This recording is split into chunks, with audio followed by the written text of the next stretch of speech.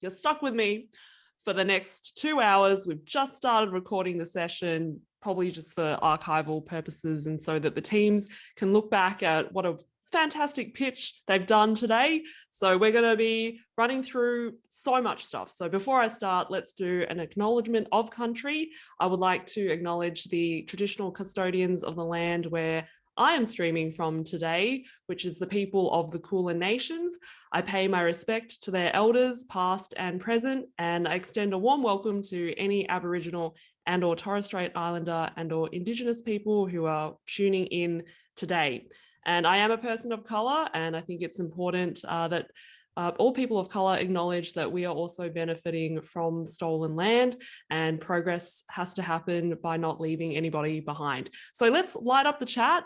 Lockdown's ending here in Melbourne or Naarm, and I'm going to miss Zoom gigs because I don't get to hear the internal thoughts that people are thinking when they're watching something like that. It's actually really nice when people go, haha, that was really funny, or I thought that was such a brilliant idea, because usually at live shows, people just walk out the door and you never hear from them. So there are some benefits to Zoom gigs, and that's one of them. Let me know where you're from. Is this the first time you're tuning in?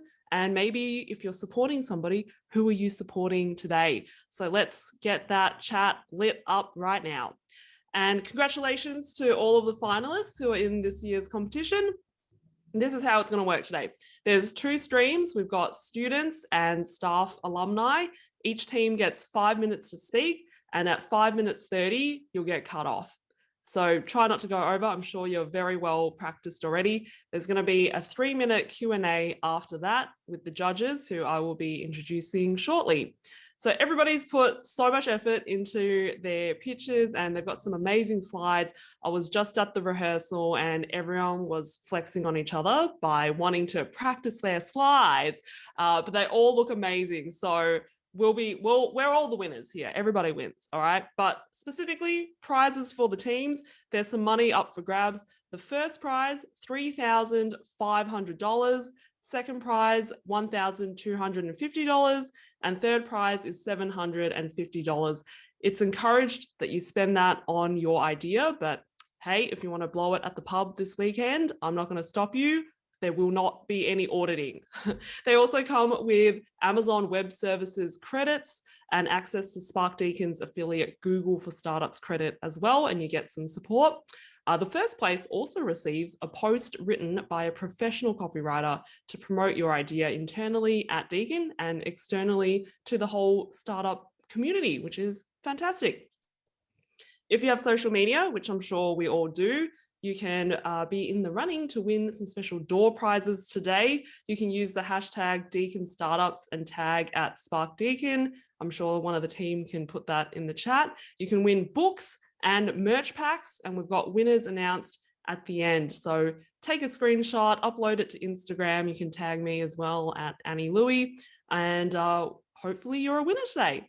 Let me introduce the team members from Spark Deakin who are lingering around among you. We've got Asya, who will be here throughout the night to answer any questions about the competition. We've also got Priscilla, who's our tech guru, and we'll be spotlighting people. We've got Donnie, who is a master timekeeper. So that's the voice you're going to hear if you hit 5 minutes 30, telling you to stop. And we've got Siha, who is monitoring the chat today. So firstly, I'd like to introduce the incredible, needs no introduction, basically, because we've worked together a number of times, an absolute inspiration. It's Daisy Mann, the program manager at Spark Deakin, who will be chatting with Asya, who is the operation lead. Over to you. Awesome. Welcome, everyone. Thank you so much for joining us. A big shout out to Asya for organising and leading today. Okay, yeah, I didn't change that a little bit, but yeah, it has been an amazing process to be with together. We've been in this for 7 long weeks. I think most of that has been lockdown for all of our participants. It's been an incredible journey, and I guess for you, it'd be very different given that it's no longer the accelerator. This is brand new for Spark. This is brand new, and Asya has been leading this change. So this year, as you might be familiar, for some of you who've tuned in and have previously, let us know in the chat if you've ever come to one of our demo days or launch days for the accelerator, which we've run for almost 5 years, I think. So this is the first time we're doing something different, and it's the Deakin Startup Competition. And I think one of the main reasons for this change that we had, which we did send an email out earlier and explain this, but it's probably our first time to explain it to you guys as close as in person as we can get right now until tomorrow, is that we wanted to include more students. We wanted to see more students go through this entrepreneurial process. And we found that the way that the accelerator was designed so far really only suited alumni. It required a full-time commitment. So this program's a bit different. Students are able to do this. The people you're seeing are able to do this. Most of them, if not all, are studying full-time. The students, the staff and alumni, their staff, they work, alumni probably likely have other jobs as well. So it's the idea of getting started on your entrepreneurial journey while doing other things. And I want to share some of the stats, which is we had about 300 people engaging with us before the application process. So the startup competition starts well before what you're seeing today, and well before even the comp starts, with people engaging with us for mentoring, people asking questions. A lot of the questions we often get is my idea good enough? And we often say it's not about whether it's good enough, it's about whether you're passionate about it, whether you want to go talk to customers and find out. We aren't always the authority on what's going to work and what's not going to work. But what this program has done is create an environment where you get to thrive should you choose to put in the work. So we had 300 people engaging with us before the application and attending a series of development events, which is also different from last year. You had to get in last year to attend things. This time, we made those events available to anyone who applied or wanted to apply in the lead up as well. We ended up receiving 50 applications to the competition from 97 different founders. So some teams have a few founders. We organised 15 workshops and masterclasses with experts from across Melbourne and Australia. And this resulted in 29 strong applications making it over the line at the end of round 2. So we had 2 rounds as part of this. And today you're going to hear from our top 4 teams in 2 streams. So it's 8 teams in total. 4 streams as part of the staff and alumni stream, and 4 teams as part of the student stream. A lot of the ideas that you get to hear from are coming from a place of passion, from a place of wanting to solve a need that the teams are passionate about. And the teams are not necessarily pitching for investment. They're here because they want to increase their connections. They want to share their ideas with the world, hopefully increase collaboration. And we wanted them to have the things we wanted them to focus on was to honor the courage to try. That was one of our strong principles, and to support the growth that it takes to keep showing up. We know that when you're persistent, you'll get further ahead, whether it's before this competition or after this competition. The more you keep at it, the further you'll get. And that's what we really want all of our teams to go away with today. And for those in the audience, maybe pop it in the chat if you're here and you're hoping to found a startup. We hope that's what you'll walk away with, and feel comfortable to share. There's no need to some of us hold on to our ideas. In this program, we encourage sharing. We encourage you to share your ideas, to get feedback, to find collaborators, and to keep at it. So these pitches today will be different. As we mentioned, it's not necessarily pitching for investment. It's pitching to help them with their next step. So I want you guys as the audience to come on a journey with us and to ask, how might I be able to support this founder? Is it by being a customer who can trial out their product or service? I myself personally am always an early adopter of companies. Half of them never work out. It's fine. Some of them have worked out, and it's fantastic to be an early customer and then to be rewarded for that as one of their early customers as well. So I want you to think about how you might be able to support them, how you might be able to introduce them to someone in your network who can help them get their next bit of advice to take their next step. So rather than all the judges asking the same thing, have you spoken to customers? We're hoping that our fabulous judges today will remark on the fact that they understand that they could find the problem relatable, and they can understand who the customers are that would benefit, and on how they can help. This is the dream of every early stage founder, is to get this support, and this is what we wanted to create. I was saying earlier to our teams who are a little nervous, some of them today, which is perfectly fine, is that this is not Shark Tank. Spark has never been Shark Tank from day one. It's not about, yes, it's a competition this time, but it's not Shark Tank. So we're not here to tear you apart or rip you to shreds. Rather the opposite. We're here to find ways that we can encourage you and support you, because we do believe a successful, thriving entrepreneurial ecosystem starts with founders who are nurtured, who are supported, who take a values-aligned approach to their startup. And at Spark Deakin, we've always been about taking a founder-first approach. Some of the teams you meet today, their ideas might be the next big thing, or they might not be. Some of our best founders, by the time they come to us or we connect with them 3-4 years after they've engaged with us, they're on to their 4th or 5th startup, and it's really going well. But they say, I wouldn't have got here had I not have failed 3 times miserably.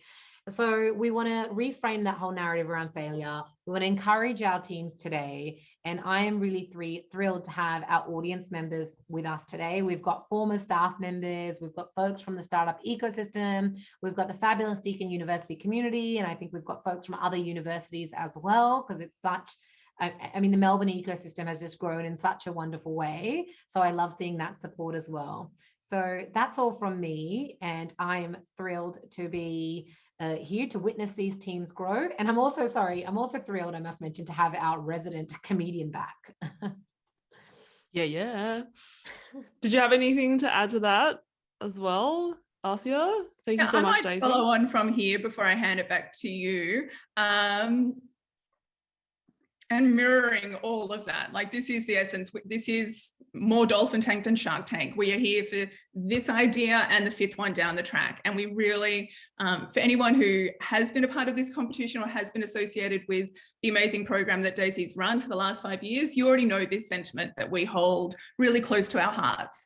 And I'll keep this very short, but I really want to give an actual shout out to, I can see a lot of familiar names in the participants of people that have been involved in the competition. They're in the room with us here today. And I want to give a special thank you to you. That's a testament to the vibe and the community that we've created over this last 7 weeks. You're here to continue to cheer on and be a part of the competition until the very end. And you've absolutely made this first iteration of the competition a joy to bring to life. You've allowed us to learn so much that we can learn on and build on for next year. But each of you, we couldn't have done it unless you showed up and applied in the first place. So an absolute credit to all of you that are in the room. And I know that at Spark, we're very excited to continue to work with those ideas going through the rest of 21 and into 2022. And now to our top 8. All I can say is wow, and that I'm a very proud and excited human who's here to celebrate you today.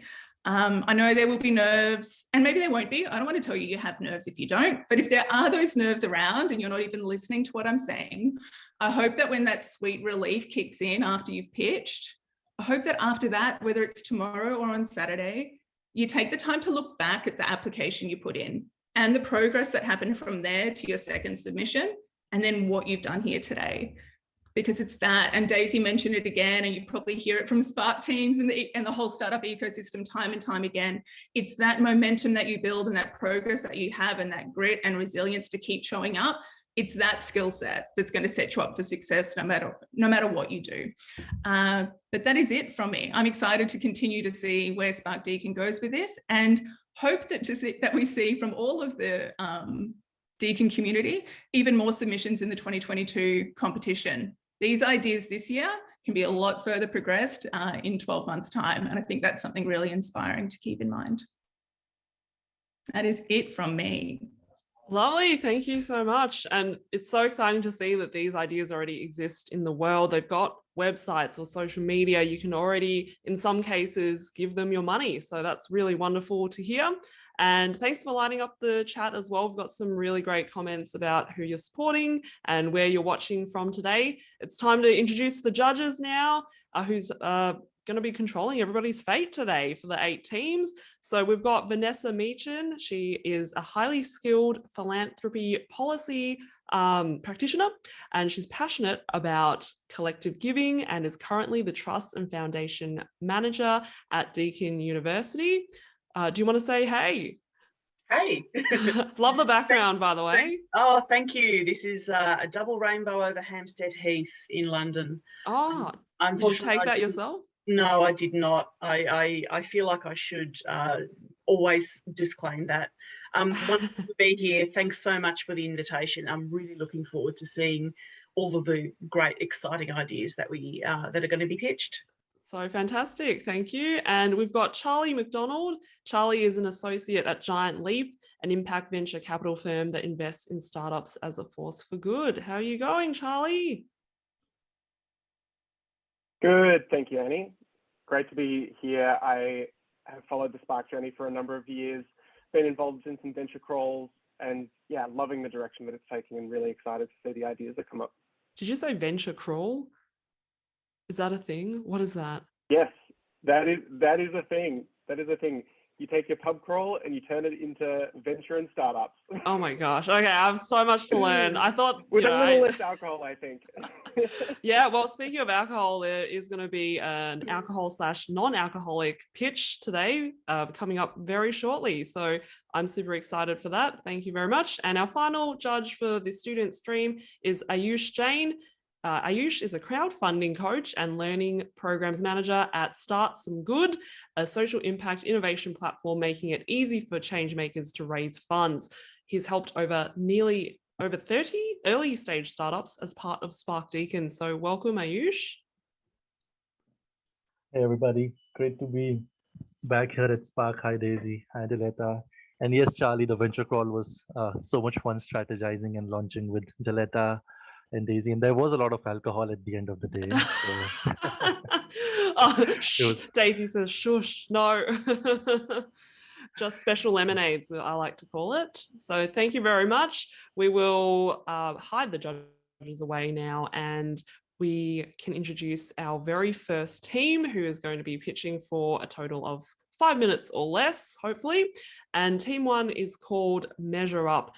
We've all had the experience of buying something online recently that's NQR, not quite right, especially in the last 2 years.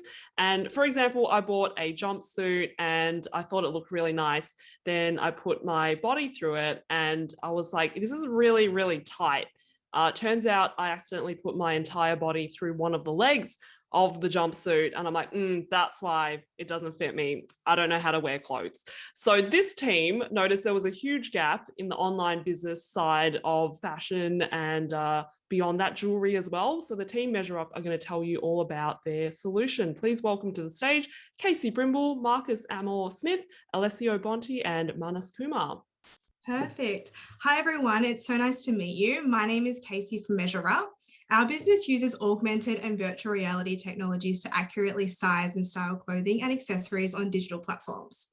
Our product is different to anything available on the market because we actually measure body dimensions and use real customer images. We have developed an MVP, which allows customers to try on rings virtually and get accurate sizing and styling recommendations. Meet Jack. Jack has been planning to propose to his partner, Lucy. He knows how important it is that this moment is magical and memorable. He gets in contact with boutique diamond dealer Peter to help him design the perfect ring. After months of planning, he decides to take Lucy on a perfectly planned holiday and decides to get on one knee overlooking crystal blue water.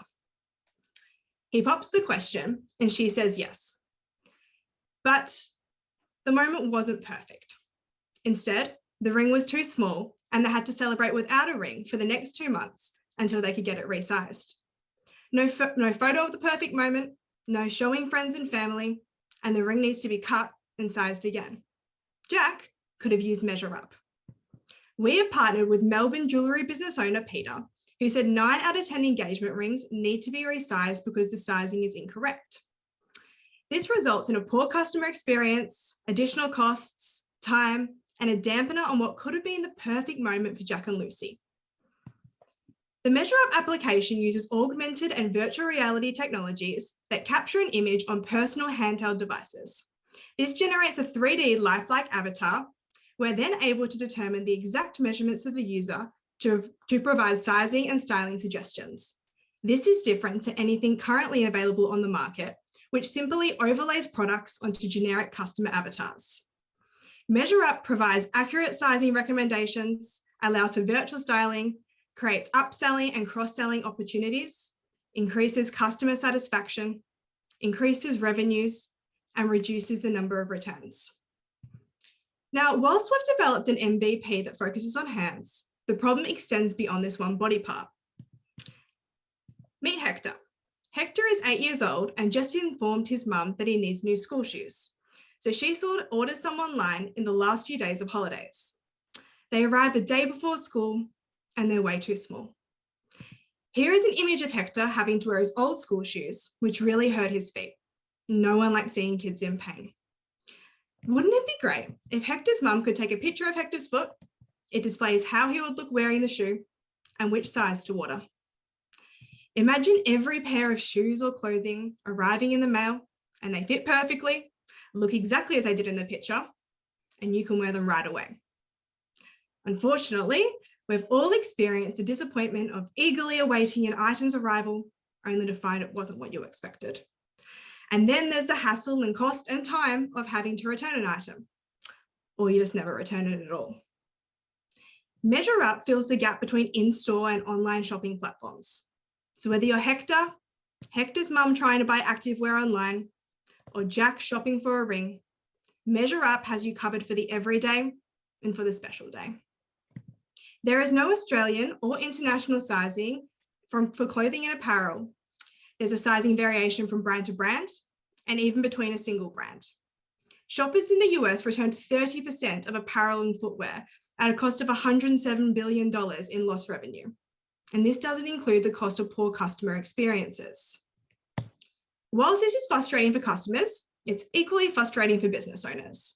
As a small business owner myself, the number of returns I've had to process because garments don't fit customers is crazy. We envisage that Measure Up will help the small business owner who has the lounge room, spare room, and garage all filled with stock, the big business who wants to reduce their cost of goods sold, online businesses who are trying to stay competitive, and bricks and mortar businesses who are trying to transition online. We have assembled the perfect team to solve this problem, combined with a background in fashion, finance, and technology. Measure Up has developed an MVP, and we need your help to scale this into a commercial application. We would love your advice and assistance on key headwinds, including data science, infrastructure, and privacy. Thank you for taking the time to listen to me and the Measure Up team. I appreciate your time and I welcome any feedback or questions. And remember, Measure Up is the global solution to the industry's sizing and styling problem. Thank you. So I have a question that's a little bit personal to myself. I actually have just purchased this ring online. I am a larger sized woman and therefore and I'm a member of a plus size fashion community, and people of larger size or who are at the very top end of the sort of standard sizing often find it really difficult to, as you say, there's no standard sizes and so forth. Would this be something that plus size people can use as well? Because I expect that there would be a massive market for that, for people avoiding the the embarrassment of going into it. Lots of change rooms and finding things don't fit. Yeah, absolutely. I don't think it's limited to anyone. I think anyone could use the service, going all the way from children to people who are, plus size or people who are very petite. It is accommodating for anyone. There's no one size fits all, and that's what we understand. And that's why there is this problem in the industry that we are trying to fix, so everyone does feel comfortable. But yes, from speaking to a diamond dealer, he says that it can work for anyone. So yeah, that's the problem we're trying to fix. Excellent. And my other question is, can you tell us a little bit more about how the size, so you showed a hand next to a sort of a little 5-cent piece or something. How would you do that with a whole body? Yes, so at the moment, the technology is still being developed. It's in the early stages. However, now that technology is becoming more advanced and iPhones are having the LiDAR function in it, so they can recognize how far away you are from the screen, we are able to use data and computer science to be able to have pinpoints and markers on the body, and it will measure all different features of your body. But we are in the early stages of working on that at the moment, but we have got the hand kind of down packed. Thank you. No worries, thank you. Let's go on to our second group, and this is going to be all about education now. It's an educational startup to remove barriers by catering to individual learning preferences and abilities to ensure everybody is engaged at school. So please welcome the founder, Justin Olive, to talk all about this idea. All right, good afternoon, everyone. My name is Justin, and I'm the creator of All Student, the social enterprise startup making education products for ADHD students. It'd be great if everyone could take a moment to consider what it feels like in the moment that you drop out from the degree that you need for your dream career. Speaking from experience, it's awful. This is what happens when an education isn't made to suit all students. As a student with ADHD, research shows that I only have a 50% chance of making it through a higher education degree. And stats even show that I should consider myself lucky for even making it through high school. For every one of these dots, imagine a phone call to a parent or loved one where they find out that you're not going to become a doctor, scientist, or teacher. This is the reality of why schools and universities need to build better tools for the students that really need them. In the words of Deakin's own Disability Resource Manager, it's about designing educations properly in the first place, which means teaching students in the way that they actually want to be taught. As you can see, I've made solving this problem the focus of my career. On a daily to weekly basis, I discuss this problem with stakeholders such as teaching staff, education experts, and curriculum designers. And most importantly, a passionate community of ADHD students who trust All Student to create change. This week, I started the All Student co-development group, where students provide ongoing input into the design process. But it's not just students that are desperate for solutions. Earlier this week, I spoke at the CMM Higher Education Conference, where I was asked to give my recommendations on how to prevent universities from continuing to suffer the millions of dollars of losses from dropout rates in ADHD students. Yesterday, I presented my recommendations to a panel of education design experts at Deakin.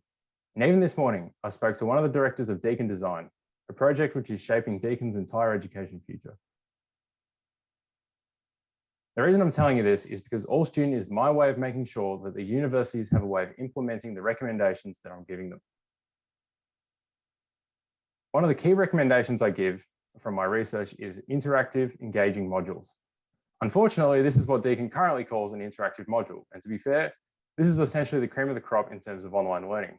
But in saying that, it's not really interactive or a module, it's just a web page with some links to textbook chapters and some multiple choice questions.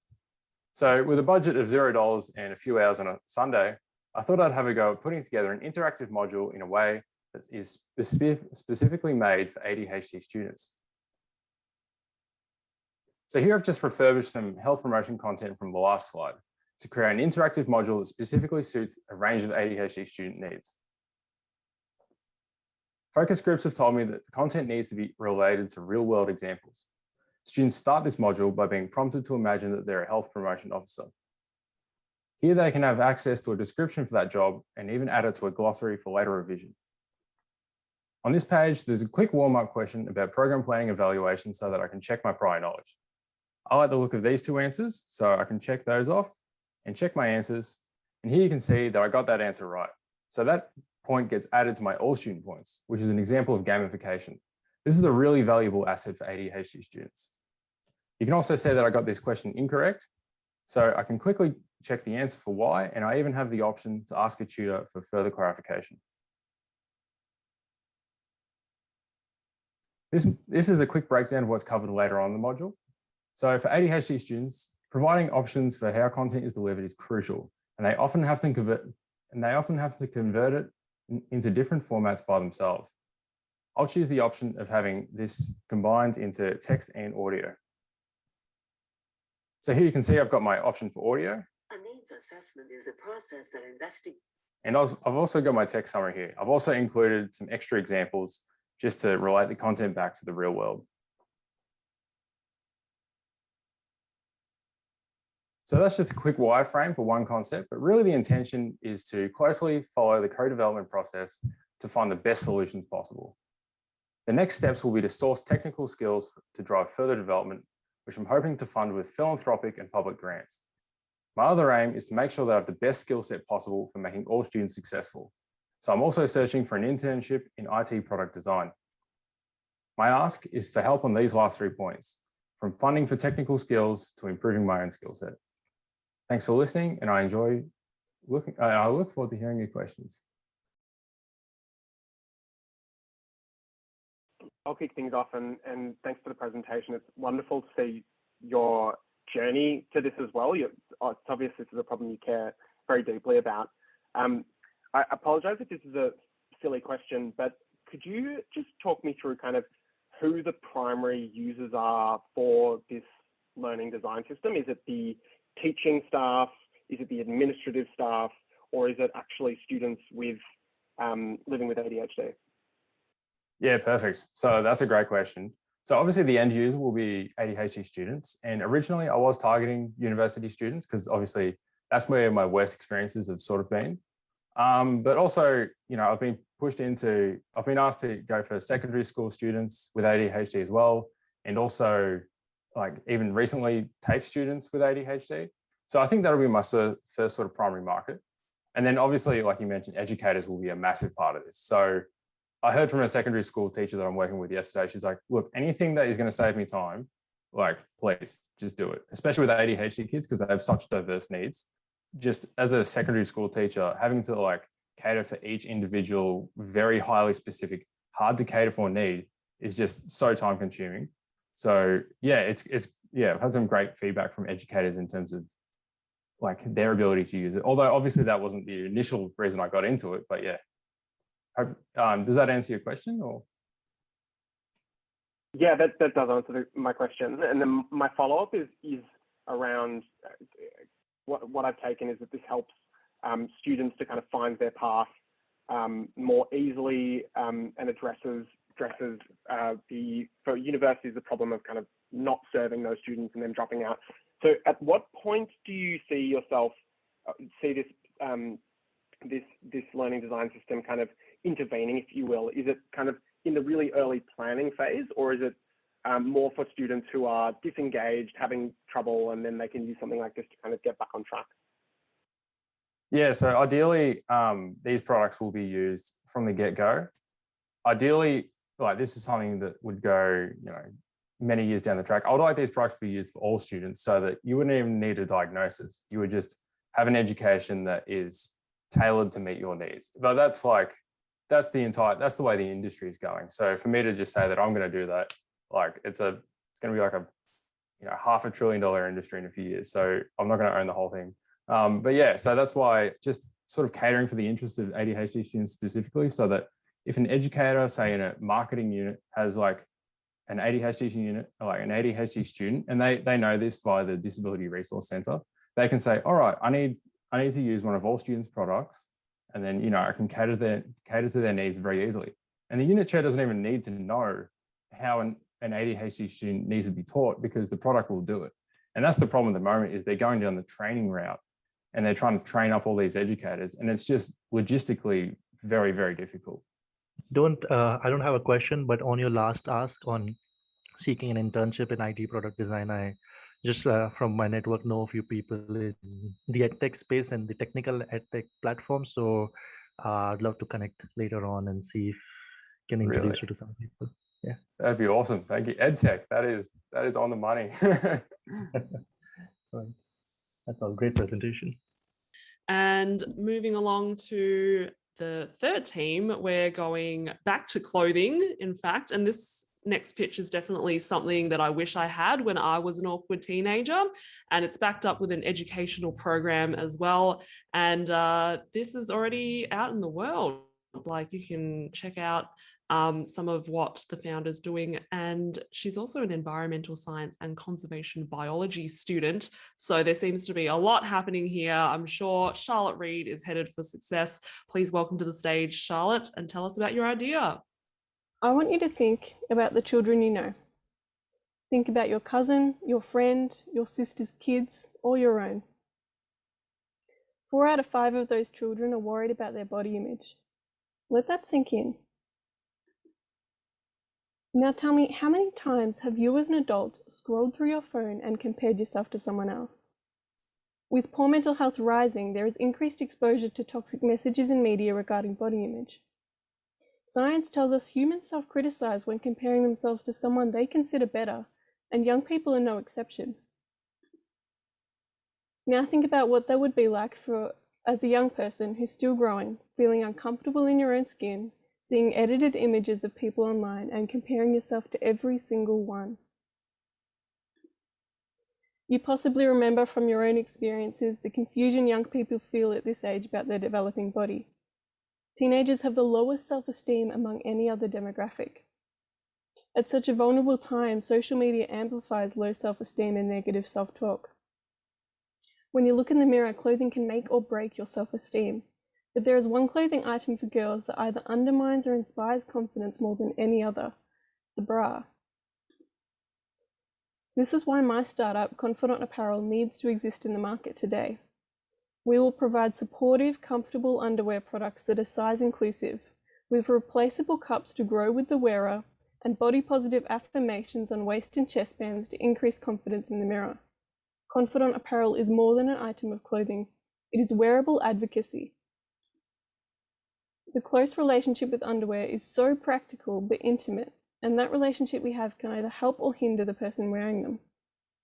Repetitive messaging plays into what is known in psychology as the mere exposure effect, explaining that the more we are exposed to a message or idea, we prefer incorporating it into our lifestyle for familiarity.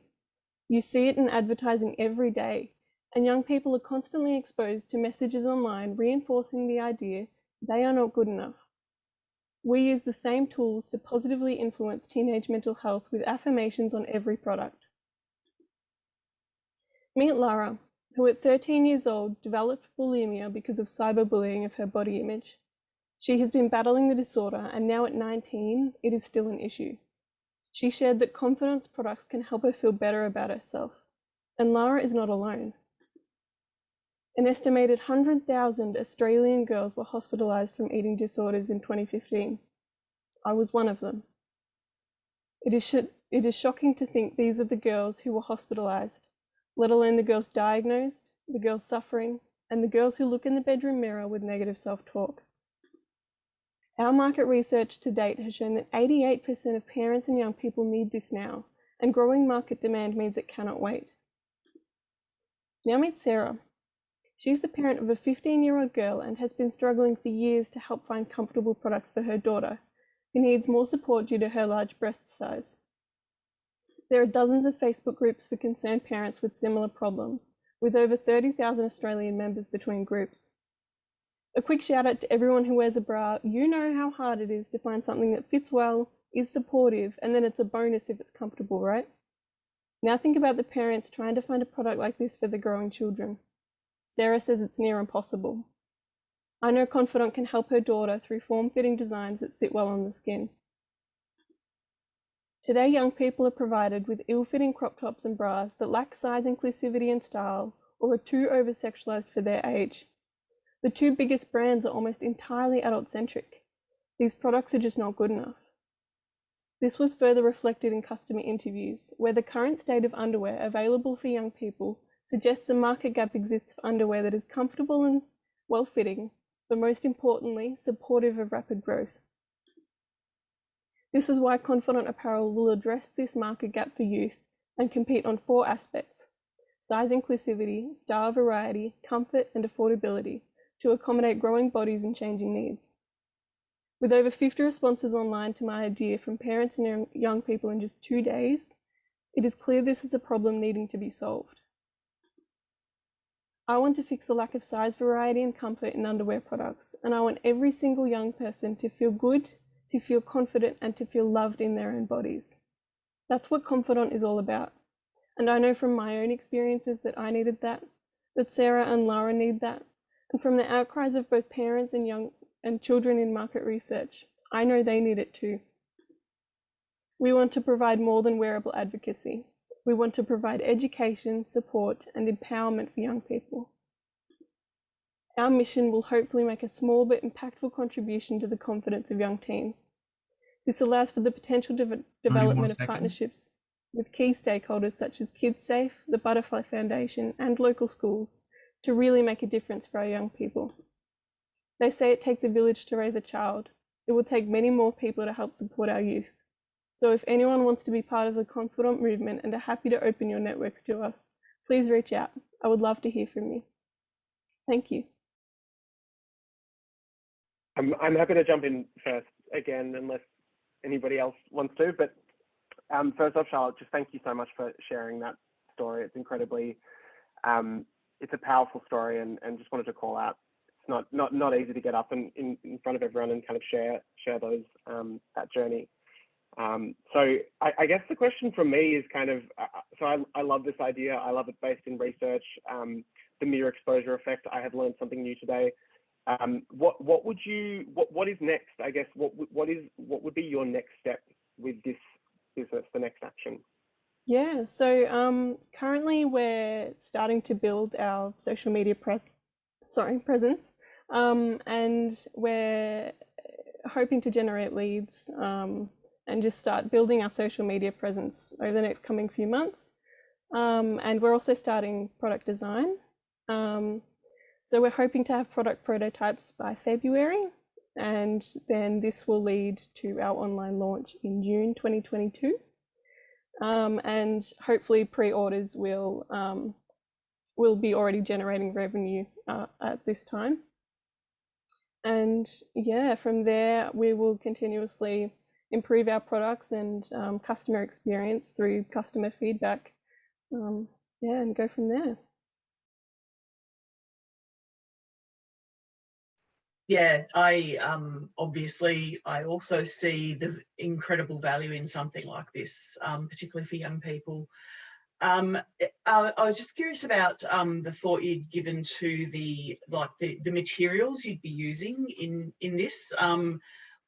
You know, has there been, like, have you looked at sort of, you know, what kind of materials you're going to be using to actually construct the clothing? I'm just thinking about things like environmental impact and supply chain and that kind of stuff. Yeah, of course. Yeah. As an environmental science student myself, sustainability is at the forefront of my mind always. But at the moment, based on customer interviews and my knowledge of fabrics, as well as interviewing with experts, probably cotton and bamboo blends is the way to go, simply because they're the most comfortable, softest fabrics available, and they'll also provide the elasticity for better support and comfort for young people as well as they grow. Excellent. Yeah. Thank you. No worries. Yeah. And now it's our final of all the student pitches. We are going to be hearing from an invention that tackles the problem of phone use in high school, which is also a hot topic right now. So talking about Mobit, and the branding is in all caps, Mobit. Very intense. Welcome to the stage, Lachlan Carboon. All right, let's go. My name is Lachlan Carboon. I'm a first year mechatronics student at Deakin University, and this is Mobit. So before I get into it, I'd like to ask everyone here one simple question. Are phones good or are phones bad? And keep the answer in your mind. I'll tell you the answer soon. So where to start off? Last year I was in high school and I was the vice captain of my high school. And this meant that I got to partake in some of our school's decisions and problems. And one of the problems we faced was what to do with mobile phones. Surrounding schools had fully banned phones, and our school wanted to know if they should do the same thing. So what we did is we sent out a survey to all our students, parents, and teachers, and we got over 1,000 responses. And this allowed us to fully understand the problem that was happening. And what it comes down to is teachers versus students, because they want completely different things.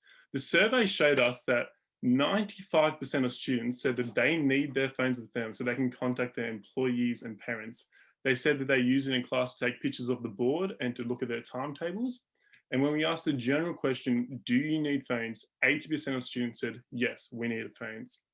And the teachers, they were the complete opposite. We asked the teachers, are phones distracting? And 90% of the teachers said, yes, phones are a major distraction in the classroom. We asked the teachers, should we ban phones? 80% of them said, yes, students do not need phones, get rid of them. So when we go back to the question, are phones good or are phones bad? in my opinion, the only answer is that they are both. They cannot be good or bad. They have positive features and negative features.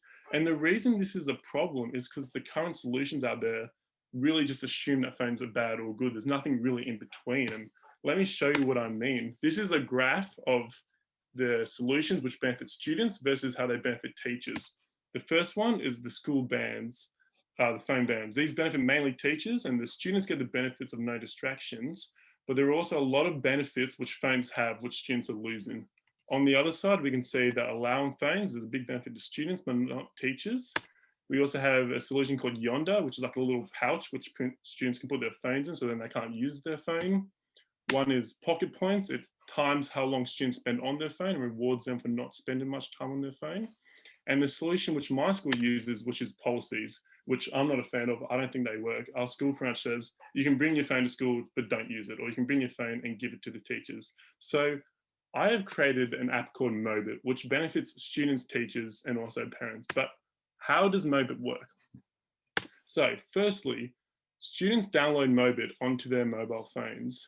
And then when a student is on school property during school time, the phone enters learning mode. In learning mode, the phone is silenced, and also all the social media and games are all blocked from their phones, but it still allows them to use the useful features like camera and calculator and more. Mobit counts how many times students use their phone in class, and we reward them for good behavior with certificates and gift vouchers. When the school day is over, learning mode is disabled and the phones go back to normal. And that is how Mobit works in a nutshell. There are 4 end users for this app. The first one is schools. They are end user because they can collect very simple and basic data about how phones are being used in their school, but they are also the customer. They pay a yearly subscription based off how many students they have. And then this allows students to be able to use the phones, use the app for free. Students get the benefits of their mobile phones, but they leave behind all the negativity and all the distractions. Teachers and parents in the future will also get a version of the app where they can track how their students and classes are going, and teachers can also unblock certain apps if they need it for their classes. The next steps for Mobit is we want to build our prototype and build our minimal viable product. And we're asking for your help. If you know anyone that can help us do that, or you yourself can help us do that, please get in contact. The other way is we can get funding to build this, and we have a company set up on the side, and we've already gone through a development plan with them, and that's ready to go, and they'll just need funding. So overall, thank you so much for listening to my pitch. That was Mobit, and it will hopefully advance the way students learn. That's all right. Thank you. Great presentation, Lachlan. Great slides, and definitely a big problem. I could definitely use Mobit myself when I'm doing my online courses and keep away the distractions myself. Just a quick question on how, I mean, as a student, I would definitely like an app like that. But I remember myself in school, when I was in school, and we weren't allowed phones, but if we were allowed phones, I would try my best to keep that app off my phone. So just like sort of how would you try to pitch it to the students to have that phone, and would the students have access to even shut down that phone, or once they start it, it doesn't get shut off until maybe the school ends, or the teachers have access to, the teachers can start the Mobit app and like schedule it to end at certain time? How does the technicalities of that might work? Yeah, no, that's a big question we get is why will students use this? And the first one is that we pretty much tell them that like majority of schools are banning apps. So this is their chance to actually have the benefits of having the app with them. And that's why we also, we reward the good behavior. So Mobit can kind of see if students are using their phone properly or using it in a negative way. And we reward them with the good behavior for that.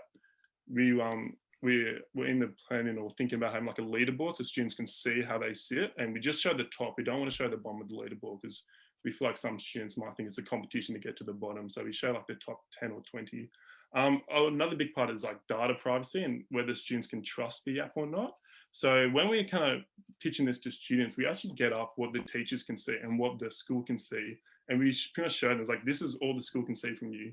And that way we'll hopefully build the trust with the students.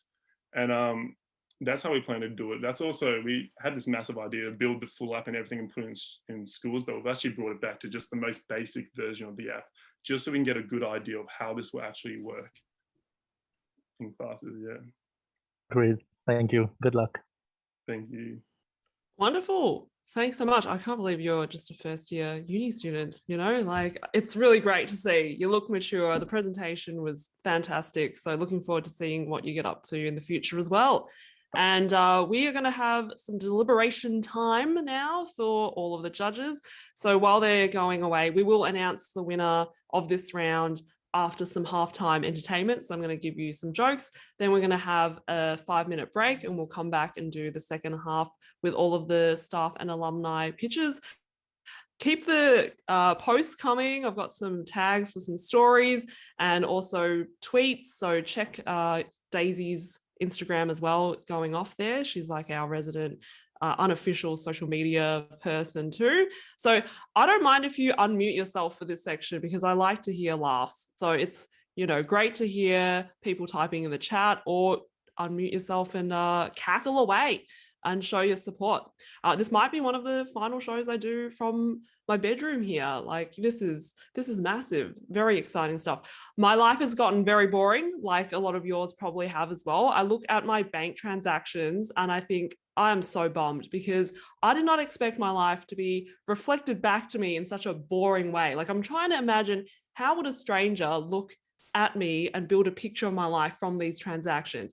Like you go down the list, it's bubble tea, bubble tea, bubble tea, sushi, bubble tea, bubble tea, bubble tea, coffee, bubble tea, sushi.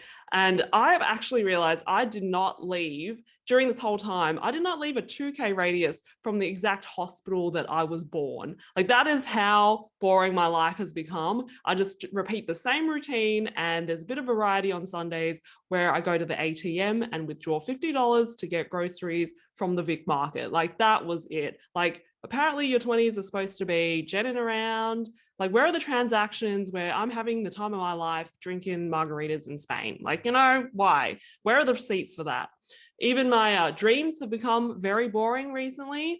My favorite one was I dreamt I was on set of Neighbours, like not even acting on the set of Neighbours. I was doing the Neighbours tour. I'm not even a fan of the show, but you know, in your dreams where you never get to the exciting part, well, the exciting part here was that I was going to visit Lou and Harold's general store, but then I woke up and I didn't even get to go. Like forget flying overseas and going to Naples. I am just hankering to go to Nunawading and do the Neighbours tour officially. So can't wait for tomorrow. I also live in a share house and this is my bedroom. I live with 2 guys out there, 2 white guys, and I feel like I'm always educating them. For instance, I walked into the kitchen the other day and one of them was using chopsticks to scratch his back. And I was like, maybe don't do that. He goes, why? And I said, it's a bit offensive. And he goes, okay, fine, I'll use a fork. So he started scratching his back with a fork instead. And I was thinking, okay, you know what? I feel like a lack of cultural awareness is not the problem here. This is something else. And when this is how on edge we've been around each other. We've lived here for like, you know, over a year in each other's space all the time. When the earthquake happened, I thought that it was my housemate bringing in the bins a little too violently. And that pissed me off. I was like, can you please bring the bins in a little less violently, please? And all of my housemates came out and they're like, Annie, it's an earthquake. And I was like, carry on. Okay, fine. I'll allow it. The good news is I live with a house who all the housemates do believe in vaccinations. So pretty much all of us are fully vaccinated or partially now. And this has been something that I find fascinating at this time. Like people have no understanding of risk at the moment. Like I saw somebody riding a bike, actually multiple times, people riding bikes, no helmet, flimsy medical mask on their face. Like, okay, somewhere along the way, you've decided it's riskier for you to die from a bit of COVID drifting in a breeze than you crashing your bike and exposing your brain and dying, you know? I'm like, okay, makes sense, great. Another example was a woman who was on an electric scooter and she had her shopping on both of the handlebars, big bags of shopping, and she was wobbling around like, whoa, whoa, whoa, whoa, whoa. She did have a helmet on, but the problem was she was wearing a moon boot. And I'm like, okay, right. Why bother with the helmet then? Like, just come here, bring me your good leg. Let me just karate chop your good leg clean in half, because you clearly have no idea about self-preservation. Not at all. And I'm somebody who assessed the risks of the vaccine, and I got the AstraZeneca. I know, I'm a hero. Thank you, everybody. And what got me over the line was thinking about the facts and the probability of something bad happening to me and comparing it with other things in my life. Like, I'm not one who compares to, you know, the dangers of drugs. I don't do drugs, but I do ride a bicycle, and I reckon once in every legitimately 500 times I have an accident, you know? And then there are things I do to my body that are more risky, like eating fish. I eat fish, and I reckon 1 in every 3 times I choke on a fish bone, you know? And I love to eat leafy green Asian vegetables. And if you know what they're like, I choke every 1 in 1 time. You know, I'm just there like, like one of these days it's going to kill me. You know what I mean? It doesn't stop me eating it. So that's why I came to the conclusion all of these things are riskier than getting a vaccine. And there's some interesting side effects that I enjoy reading about. For instance, AstraZeneca apparently makes you have shorter periods, and Pfizer apparently gives you bigger boobs. And I went to my doctor and I was like, can you inject me with 1 in each arm, please? And I haven't read much about Moderna and what the interesting side effects of that might be, but I reckon I'll just get it too on the off chance that maybe it gives me bigger boobs. You know, maybe. Just fingers crossed. I've been thinking a lot about money lately as well, not just because I've been going through all my boring bank transactions, but it's because I am with the worst bank, okay? Hopefully none of you are the CEO of this bank or planning to work in tech for this bank. I don't want to reveal the name, but I'll just say that the name of this bank starts with M and ends with E, and there are no other letters in the bank's name. And the problem is the card declines even when there's money in the account. So I'll go to the supermarket and it will be so embarrassing because I'm trying to pay for my groceries. I'll tap and it declines. And then I have to watch the checkout person look at me going, I am so sorry. How are you going to feed your children? And I'm like, oh my God, no, there's money in there. Like there's heaps of so much money. I'm on TV. Hello. And that's when she's like, security to checkout 5, security, woman can't pay for her groceries. And I'm like, okay, fine. Let's try and think of the positives. There can be worse situations. Like I was in line at the supermarket. There was a woman in front of me and she was going to pay for her groceries, except she said, I'm sorry, my phone is on 2%. I've just got to transfer myself from one bank account to the other. Like, bear with me. And I was like, holy shit, this is so stressful. Like that, actually, that's where I got my kicks for the week. It was thrilling. There was nothing happening at my place. Like this was exciting. What's going to happen next? And I figured if the worst thing happened, I was going to go and save the day. Like if things didn't work out for her, I'm going to swoop in. I'm going to pay for her groceries. I'll be a hero. I'm going to post on one of those pandemic kindness groups on Facebook and everyone will be like, yes, Annie. And she suddenly says, oh my God, my phone's dead.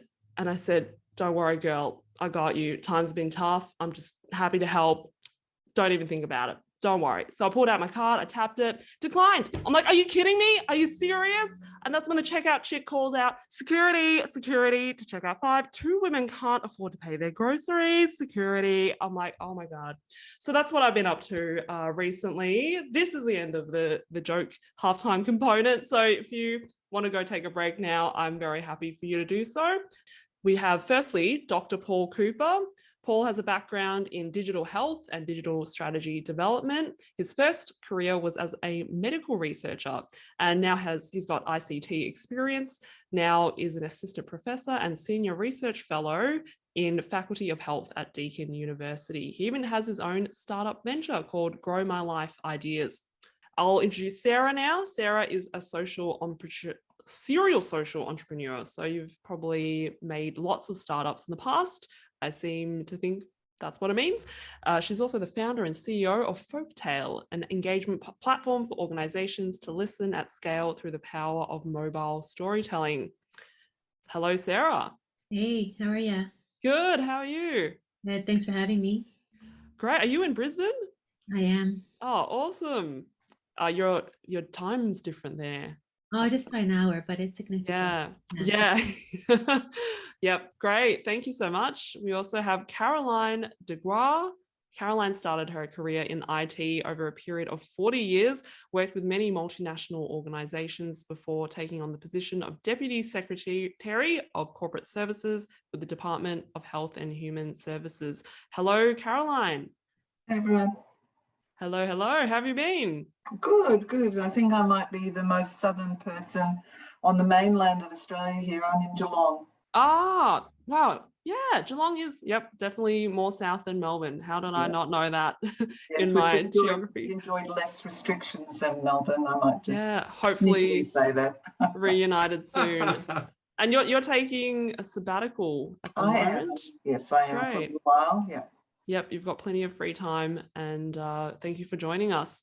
So all of the alumni pitches that we have today seem to be related to health, which is quite exciting. It's a very important area that we want to investigate right now. So I will be introducing team one now. They are called Easily, inspired by their work as an occupational therapist. And I went to the website. They have the cutest penguin mascot I've ever seen. I love the story behind it about how penguins are very adaptable animal, in fact, probably the most adaptable ones on the planet. So welcome Rebecca Scott, who's going to tell us more about Easily. Hi, everyone. Thank you so much for liking my penguin, Annie. That's really great. And also, Carolyn, I think I just beat you. I'm in Torquay, so I'm tiniest little bit south more than you. Oh, darn it.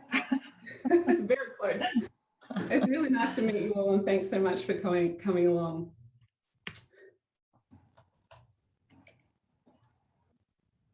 Sorry,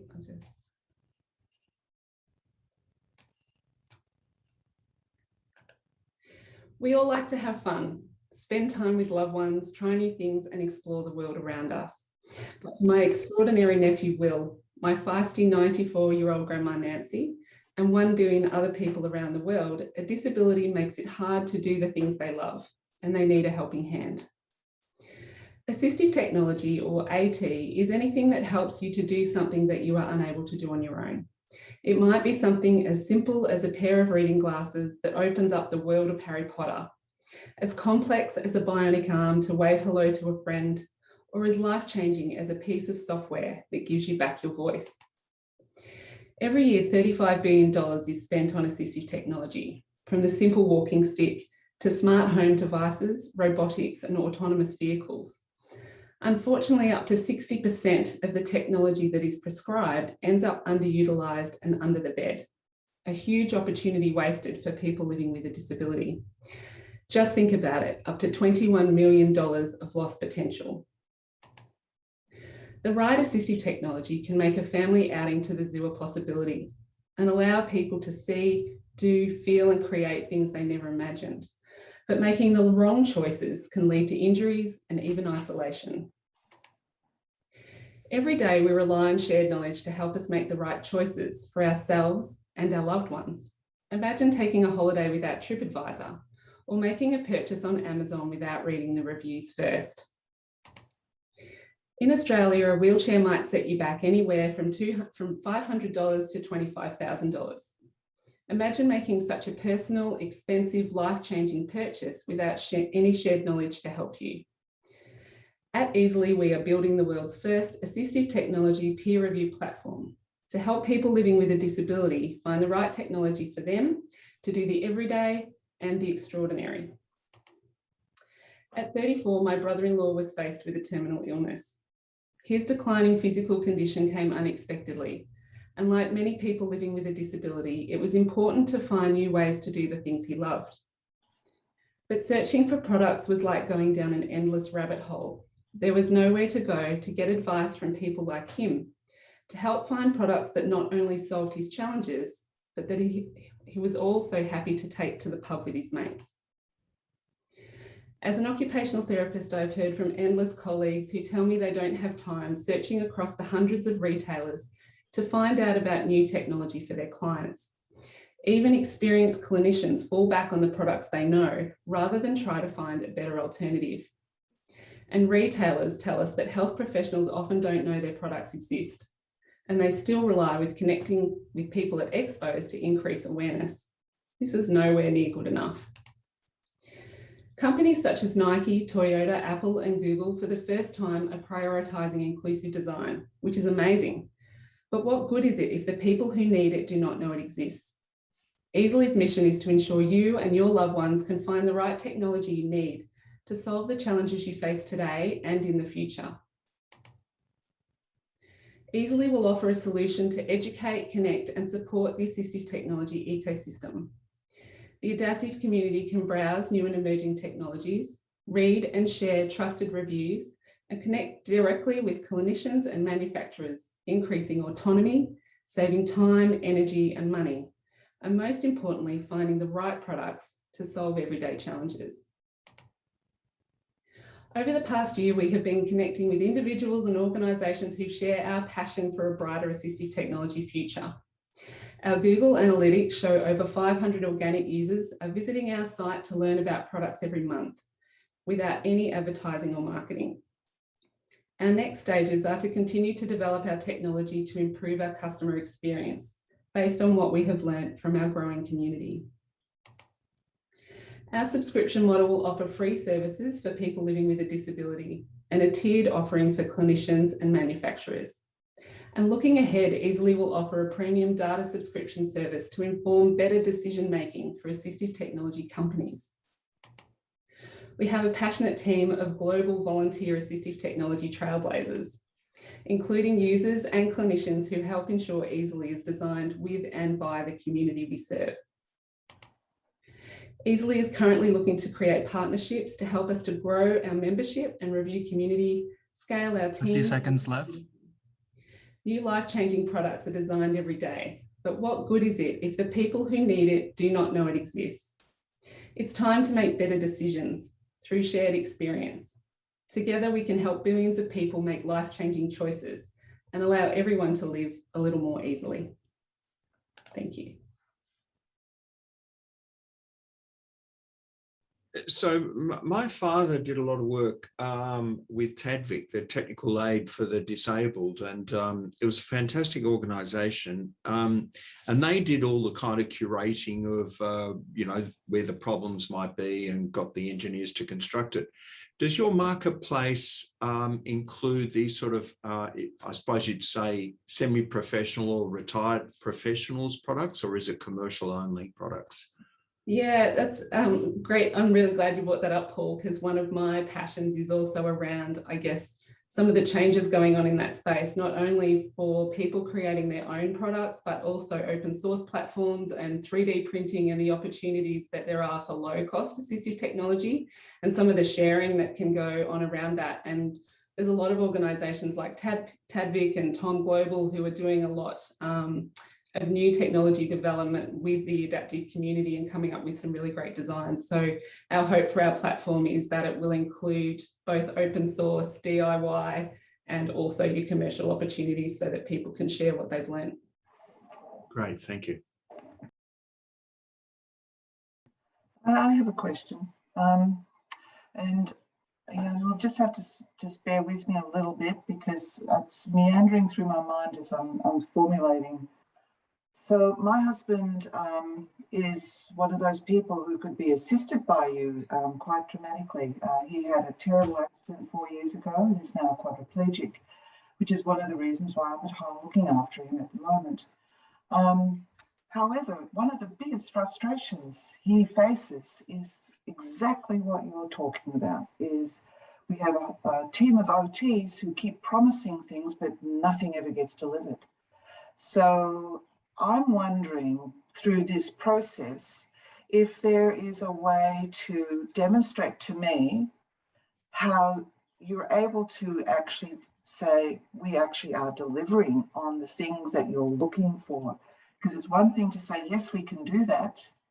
It's another to actually be able to deliver quite unique, very bespoke solutions. So I'm kind of trying to understand how the promise meets up with the actual reality of the delivery. Thanks, Carolyn. And firstly, it sounds like you've been through quite the journey, and I think your frustrations are echoed across Australia and globally, and particularly, you know, the complexity of families' challenges in not only finding the right technology, but navigating, you know, clinicians and the NDIS and all these other things that sit in between that. And it's a very complex, you know, it's not as simple as just finding a product and buying it. There's often a lot of other layers in between. What my hope is that traditionally it's been very much a model, like you've mentioned, where someone, you know, maybe born with a disability or something's happened to them during their life and they've ended up, you know, with a daily challenge, and they've been very reliant on a clinician particularly to tell them what they need and when they're going to get it. And that's certainly true in a lot of aspects, because assistive technology is highly customizable and there's a lot of, you know, trialing and everything in between for those high-end products. But my hope is that as a user, as someone who needs assistive technology, that we would be able to show them, I guess, a whole lot of opportunities for them to do the things that they not only need to do every day, but that they want to do in their life. They would be able to look at the range of products and then connect with the people that they need to take the next step. So it might be a clinician that's prescribed that product over and over again that they can connect with on our platform. It might be that they can connect directly with the manufacturer and order a trial or an interview with the person that can help them. Instead of going through all of these different channels trying to find the right person and repeating yourself over and over and over again, which is exhausting. I guess we hope that what we're creating will really utilise that shared knowledge and the experience of clinicians, not only for users, but for clinicians to be able to learn from each other. Because often as a clinician, you might come across a piece of technology and you don't know anything about it, you've never prescribed it before, it might be new on the market. So how do you know what advice to give to your client, you know, whether you're in Torquay or Timbuktu? And if you could connect on a global scale with, say, a clinician who's used this product in Switzerland to teach you, you know, the best way to apply that to your client, I think that would be really amazing.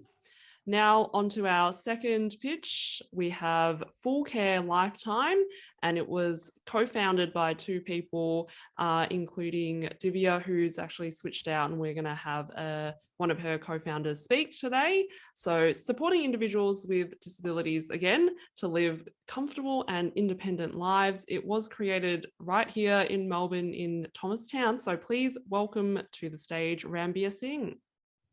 Yeah. Hi, my name is Rambir. I'm a co-founder of Full Care Lifetime. We are a national disability insurance scheme service provider with a difference. Our focus is on refugees and migrant communities. NDAs was set up with the best intentions, but people find it too complex to use. A mother of a child living with disabilities summarized it perfectly. I would consider myself educated and don't find it easy. This mother is not alone. It is hard to access NDIS as it requires a lot of documents and it is hard to navigate it once approved, especially when living in rural and remote areas. Both of these problems lead to clients not getting what they need or getting less than what they need. But the worst case scenario is when they are allocated the right amount of money, but they don't know how to use it. And the following year, the money is reduced or taken away from them. Let me tell you a story about Shana. Shana is a refugee from Africa living in Australia from the last 7 years.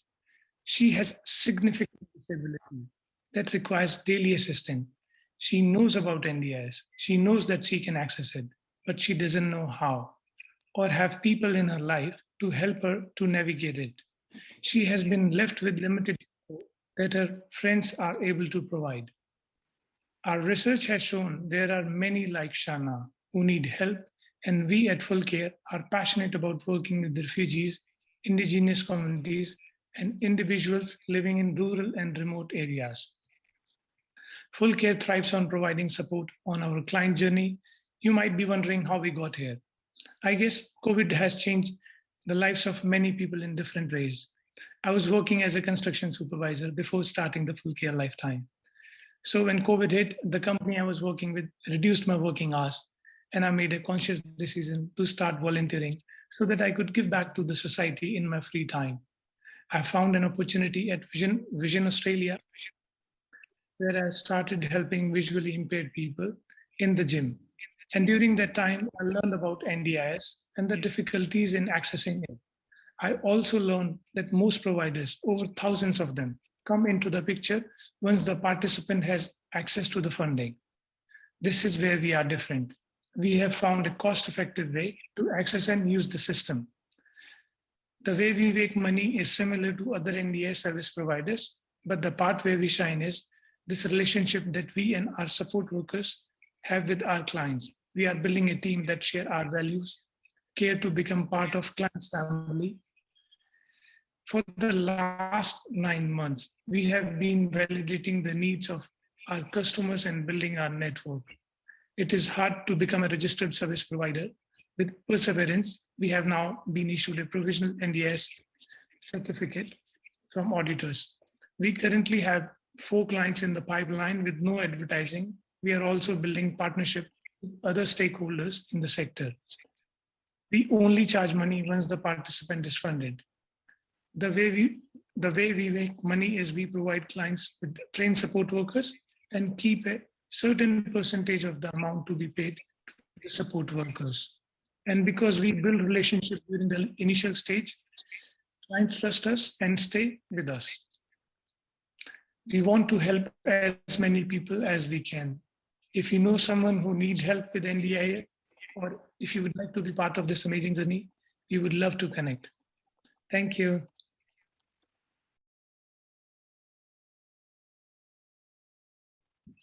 So I'm just trying to clarify as well, just in terms of empathizing with the client and looking at, what the major pain point is for them in terms of how life looks like engaging NDIS, and then where in the user journey do you come in? Just at the very beginning, or I guess what are those key moments that demonstrates, I guess, this world with full care lifetime provides that significant impact to the clients?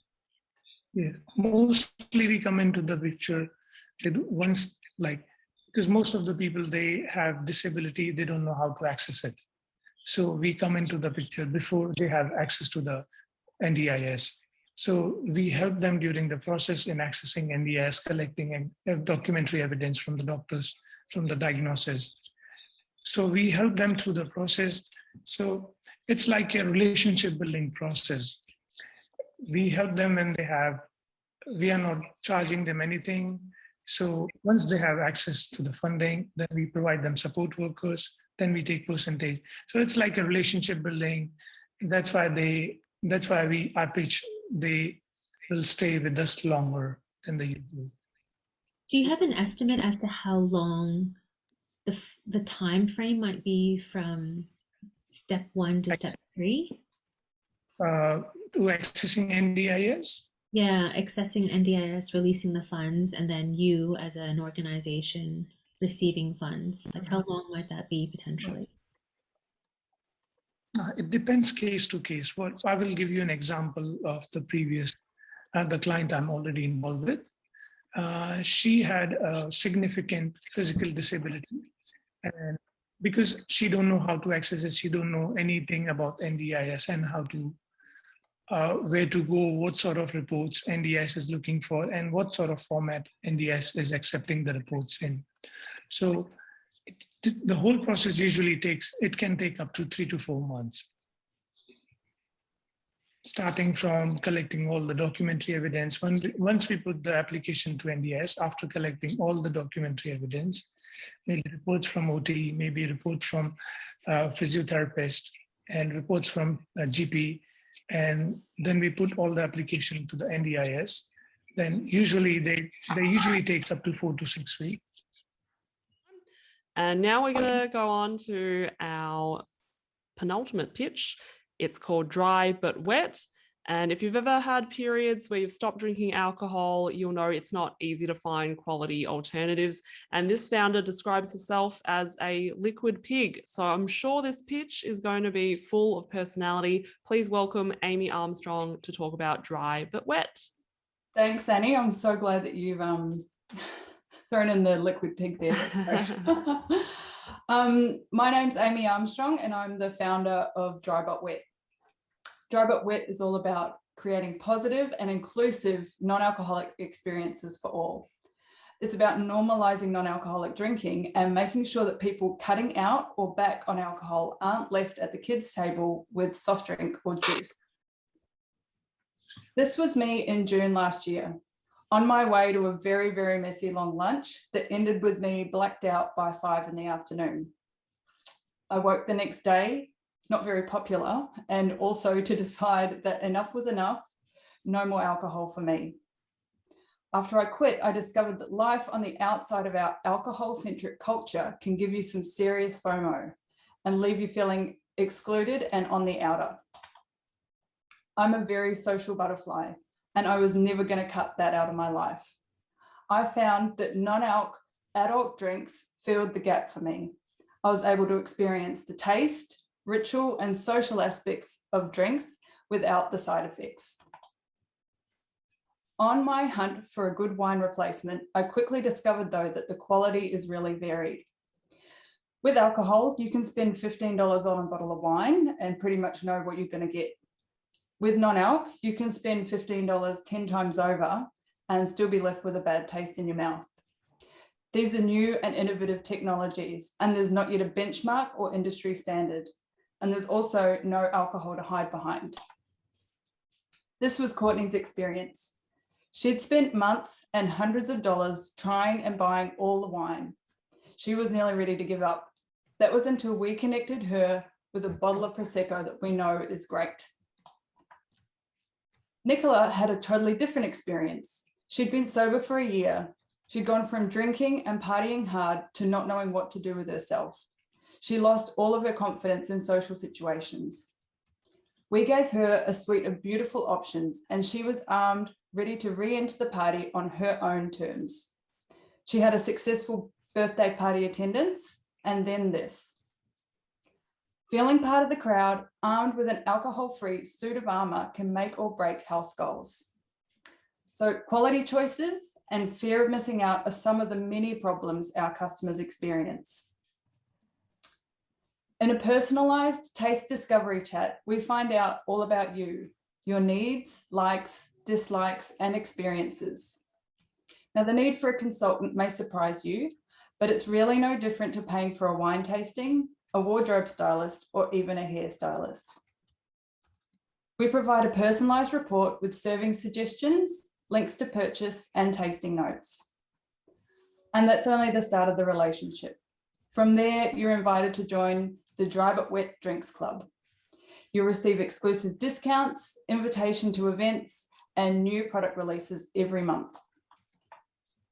Eventually, our goal is to replace the laborious one-on-one consultancy model with an on-demand digital consultancy informed by the data of the previous work. We want to create an algorithm to scale our business to reach more customers that we know could benefit from this service.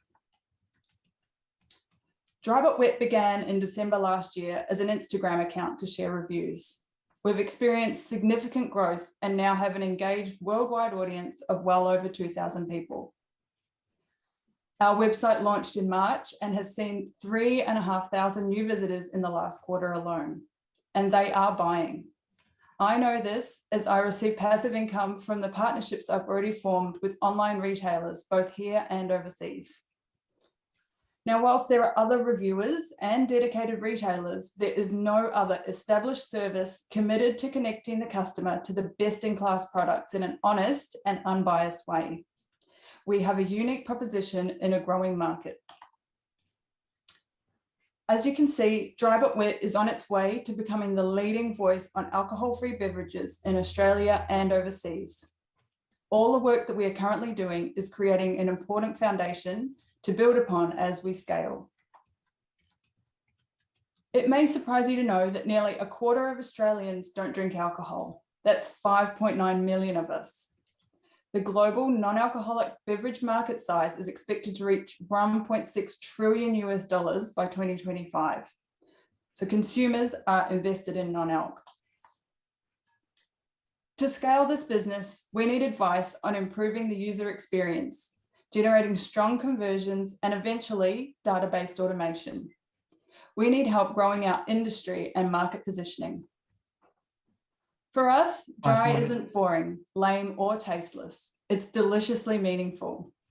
We are ready to expand the Dry But Wet community for the benefit of drinkers, producers, and society at large. Can you dive in with us and make the non-alcoholic party the best party of all? Thank you. I might start if you don't mind, folks. Amy, I'm curious, you've got a lot of other competitors in the market about the fact that they're, alcohol. You've got the Vino Mofos, the Good Pair Days, or, the Good Pair Days. What is your defensible moat? How do you make sure that, they're much larger than you? In a click of a hand, they can potentially go into your market. Where does that moat look like for you in terms of scaling? Well, I think that what they don't have and what that I offer is the months and months of experience with these drinks, because when you're dealing with wine, you sort of have like a baseline quality and knowledge that you can deal with, whereas like with non-alc, it's a totally different marketplace, and there's not that experience that you can draw upon, so you can't just jump in and just become an expert and recommend these products to anyone. So I think that's really where my point of difference lies at the moment. Amy, I've got a question, which is a lot of the non-alcoholic communities are the ethnic groups. I'm thinking particularly the Muslim communities, but there are others. Have you got any particular? I mean, they wouldn't want to be seen even drinking from a wine bottle, for example. I have a colleague in that sense, but he doesn't always want to be just drinking water or just a sugary drink. Have you got any anything tailored for those sorts of communities?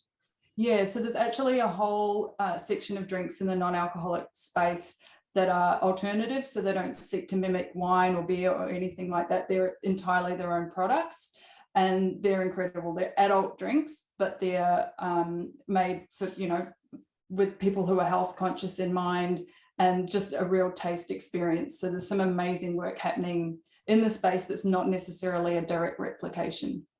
To our final pitch for the evening. This is last but not least, of course, and this idea comes from an accredited practicing dietitian who is focusing on a new telehealth service for managing type 2 diabetes. And it's really cool that the creator of this idea is also there to help the individuals at each step of the way. So welcome founder Cam Johnson to talk about deconstructing diabetes. MCG Grand Final Day. Crowds at capacity. Now imagine 12 full stadiums. That's 1.2 million people, the number of people in Australia with type 2 diabetes. And yet we still don't have a way to best manage and support these clients. Type 2 diabetes is a chronic condition, a long journey which requires constant lifestyle attention, and it can be hard to stay on the road. If left unattended, diabetes leads to health complications, mental health issues, and medical costs. With diabetes, the first question people want to know is, what do I eat? What I've learned in the last 20 years as a diabetes dietitian is that our current model of providing nutrition advice, sending clients on their way, and hoping that things go well is fundamentally flawed and unsuccessful for the vast majority of people. It only works if there's ongoing regular appointments with the dietitian, and this costs money and time. That doesn't work for my clients, and it doesn't work for myself or dietitians either. That led me to think, what can I do differently? Deconstructing Diabetes is focused on providing clients with the tools to achieve sustainable lifestyle changes and the confidence to manage their diabetes. For the last 5 years, I've been testing this with paper-based tools, education materials, habit journals, checklists, and ebooks to assist our clients. And we've now refined it to a point where we are ready to digitize and to scale our suite of tools. And the solution is a platform that provides support, reduces confusion and anxiety, changes the management of diabetes by making people feel involved and empowered, and it's on demand and costs less than seeing a doctor. By bringing this suite of tools to a digital platform, we'll be best positioned to assist more clients achieve their goals and empower diabetes practitioners to better achieve results for their clients too. Let me introduce Shane, one of our typical customers, a health professional himself with diabetes. He knows what he should be doing, but he doesn't do it. And we're looking to help make the doing rather than the knowing part of his life. And Melinda, a professional mum of 2 who's too busy caring for others to find time for herself. She's been to lots of specialists and hasn't been able to follow through with their recommendations. As a result, she comes frustrated, confused, and feels like she's failed. Deconstructing Diabetes allowed her to focus on daily small steps that she can fit into her busy life. In the first month working with us, she feels like she's in more control and empowered. And Bruce, a 65-year-old recently widowed who's never cooked, and he's come to us overwhelmed. He needs some basic skills to get him started. He's a retired music teacher, so we explained that his students only learned to play an instrument by practicing, and we're going to practice healthy eating skills. As you can see, Deconstructing Diabetes helps clients with their needs and on their terms. For clients like Shane, we provide tools to help keep them on track. For clients like Melinda, we provide tools to break big things into small daily tasks. And for clients like Bruce, we provide education and support without judgment. In the last 3 months, we have experienced a doubling in our appointments due to the results we are consistently getting. Our list of growing clients from word of mouth, referrals from doctors, diabetes specialists, and diabetes educators, because they trust us and we make their job easier. And as such, we're almost at capacity and have a waiting list. And this year I was invited to present at 2 international diabetes conferences on how digital tools are transforming patient care. The market is ready and we are embarking on building the platform. Our mission is to provide clients with the skills to make good food choices, create lasting habits, and feel supported 24/7. I know diabetes, I know food, I know patients, and I know that I also need help with tech. In order for me to build an MVP, I need a tech consultant or a co-founder who can help make the first version come to life. If you are, or if you know somebody who is awesome at building products, passionate about health, and looking for the next big idea to be part of, I look forward to working with you to progress this idea. Thank you.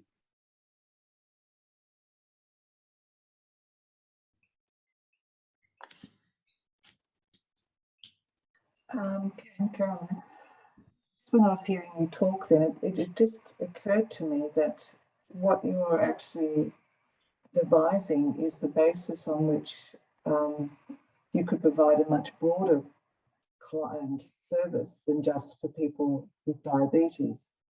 Has that been something that you have considered as part of your business model?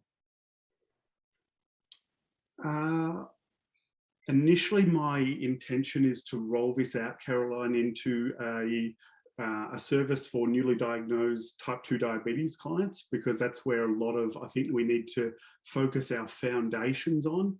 And then for a lot of clients who are perhaps struggling with their diabetes, I do a lot of gestational diabetes. So once I've done the initial type 2 diabetes and then the the more longer term maintenance program, so to speak, launching into the gestational diabetes space, and then also weight management, because I do a lot of obesity management and bariatric surgery, and yeah, that is certainly a consideration to look at the type 2 gestational diabetes space, and then move more into perhaps diabetes prevention, because I think that's a really pivotal time where we can prevent the diabetes, and I think that that's a really exciting space to enter into, as well as the scope of weight management and yeah. Yeah, that was really where I was thinking, because you've talked about, right now we've got 1.2 million, I suspect, in a very short space of time that's going to increase given our lifestyles. So thinking about that preventative aspect, I think is extremely important. Yeah, completely. When we look at the statistics, that half the people who have got diabetes don't know that they've got diabetes, and this is a large kind of largely preventable aspect of and unfortunately what we've got now is with COVID and that inactivity and some perhaps some food choices which may be very different. So perhaps that's a really exciting space to be delving into.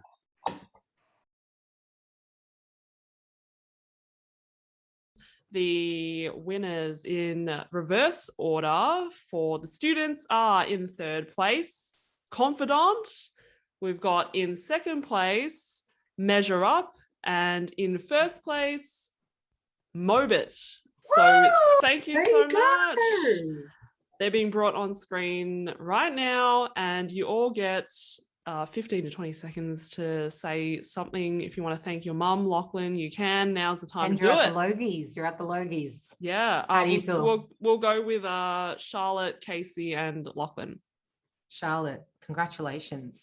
How do you feel? Yeah, thank you. I'm stoked. I just want to say thank you to all the generous mentors at Spark who've helped me so much through this whole journey. I've gone from an idea to, well, a branded idea, but they've given me the tools and knowledge to really go places with this idea. So I want to thank everyone and everyone involved helping me with this idea. So thank you. Thank you, Charlotte. Casey, Oh, got any words? Yeah, thank you everyone for being on the call tonight, and the mentors, for my team, Marcus, Manus, and Alessio. I wouldn't have this product and I wouldn't be able to pitch without my team members. I'm just really grateful for this opportunity, and congratulations to everyone. I think everyone should be really proud of themselves regardless of the results today, and I've met some really amazing people, so I'm thankful for that. Well done. Oh, you're the last one left, Lachlan. Yeah, no, thank you to everyone who's here tonight for coming to watch. Thank you to the Team Spark. It's been like what I expected from this competition to what's become is really amazing. I thought this was just a simple startup competition, but so much more than that. We've gone through so many workshops, and I'm very grateful. I've learned so much. So thank you, everyone. I've also got some teachers and mentors that have come to watch me. So thank you guys for coming as well. And yeah, shout out to someone called Ryan Falconer. He's helped a lot. And yeah, thank you guys. Brilliant. I think Vanessa says it quite well in the chat. All the student finalists were fantastic. I really wanted to award you all. So thank you again for the student pitches. Guys, I know I've texted through the winners, but there have been some more argy-bargy in the judges' room. So can you two go back to telling jokes until I get the right details to the right people? That another 30 seconds would be amazing. Yeah. Sounds really good. I can do some thank yous. I have some thank yous to do. That would be brilliant. Because I know we're a little over time. All right. I have some thank yous for some very, very important people in our lives. Well, first is the 97 founders who applied back in August.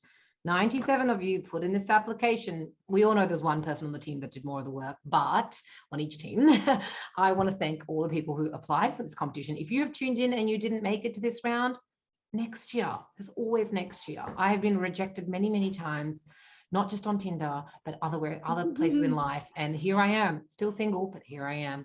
All right, so thank you. Everyone involved as judges, mentors, facilitators throughout the competition. Sangeeta Mulchandi, Jumpstart Studios, Sugandha Bhagava, Great Her Good, Cameron Ansel, Startmate, Alfie and Eleanor Hex, and Diletta Ligoro, who used to be on our team, works with us, and now is at Start Space. But she is fabulous and we're not letting her go. And the biggest shout out to Olga Hogan and Isaac Jeffries for being part of the Spark team right till the end. Our judges here this evening who have run off to deliberate, so maybe I should thank them when they come back. I'll mention them now. Vanessa Meakin, Charlie McDonald, Ayush Jain, Paul Cooper, Carolyn DeGrosse, Sarah Mack. Add them on LinkedIn, guys. Thank them for their judging times. Get networking while they're not here. Okay. Excellent. All right, this moment is the one we've all been waiting for. Thank you. And the staff and alumni winners are in third place, Full Care Lifetime. We have in second place, Deconstructing Diabetes. And in first place, Easily. Congratulations, everybody. Hello, thank you so much. We'll go in order of how I see you on my screens. We've got Rambir, we've got Cam, and then Rebecca, if you've got any parting thank you words. I would like to thank Deakin Spark team. I would like, especially Olga and Esja, who helped me a lot during this preparation. And I would like to help everybody who was involved during this process. It's not just a process of pitching for Full Care Lifetime. It's a self-development process, I would say. And they really helped me a lot during this process. Thank you so much. Thank you. I didn't announce the prizes again, but that was $750 goes to the third place. Second was $1,250 and first is $3,500. So Cam. Yay, party today. Yeah. Cam, what are you going to spend your money on? Well, lockdown's lifting tomorrow, so maybe a nice dinner out to start with. But yeah, no, thanks so much to the Spark Deakin team. I think the patience of Olga and Asia and Isaac's been kind of outstanding, and all the workshops that has been provided. I think that also, I guess the product that I've been able to envisage and get a little bit of a launch on, I think that it's really kind of accelerated that. It's been fantastic, and yeah, my patients who my clients have just kind of meant that I've had to develop a better product, and that's been really great. And then everyone who's been involved, because I think that all the other fellow entries, it's kind of lifted all our kind of our game that we've learned from each other, and that's been really great. And then my partner Fiona and my brother and my mate Pat, who's helped her out a lot. So yeah. Wonderful. Thank you. Enjoy. And last but not least, Rebecca, congrats. Number one. I think Cam kind of summed it all up. Like, it's very humbling amongst such a wonderful team of founders. Everyone's been so passionate about what they're trying to do that really lifts you up. And, you know, the startup journey can be a lonely one. So that's been really amazing. And the support of all the team and everyone that's listened to us and supported us and listened to us pitch over and over and over again. So thank you so much to everyone at Deakin, and also to the amazing judges for giving up your time and being here. Like, we're really grateful for all the amazing feedback that we can kind of take on board and help us to make our ideas even stronger. So thank you so much. Thank you very much. And we have a special mention going to Full Life Care, if we can get a spotlight on the co-founders there. Caroline has generously asked to offer to mentor them, so that's wonderful. If we have anyone to speak then, that's fine. If not, congratulations, you have a free mentor now. We won't keep you very long because we are over time, but just wanted to say thank you so much to Spark Deakin for having me back, and I look forward to coming back forever because you can't get rid of me. So thanks again, congratulations. Make sure that you collect your prizes, and we'll be in touch soon to thank you and wrap up. I have one last thank you to Asya for organising, leading, coordinating our first ever Deakin Startup Competition, a new iteration of our accelerator, but a new thing altogether as well. And I just love what we've created here. So thank you, Asya. And also, while the judges were deliberating, we thanked you, each of you. We did ask everyone tuned in to slide into your LinkedIn DMs and send a very thoughtful, nice, kind message. If you didn't do it, go back to your request and send a very thoughtful, kind message. Otherwise, you'll get lost there. But thank you to our judges, and thank you to Asya for leading this. And Annie, I'm looking at getting you tenure. How do you say the word? Tenured comedian. You would have. Yeah, I don't know how to use that word. I've never used it, but it sounds cool. Honorary degree. Comedian in residence. I think comedian in residence would be better for startups. We've already given her that title, but maybe I'll create a certificate for your digital certificate for LinkedIn. Yes, please. Yeah, send me a golden Add it to your LinkedIn and I'll endorse you. Awesome. Great. We've got Asya's email there for the winners and anyone else who wants to contact her. But otherwise, we'll let you go and have a wonderful night and see you at the next Spark Deakin event. Yes, thank you. Bye-bye. Bye.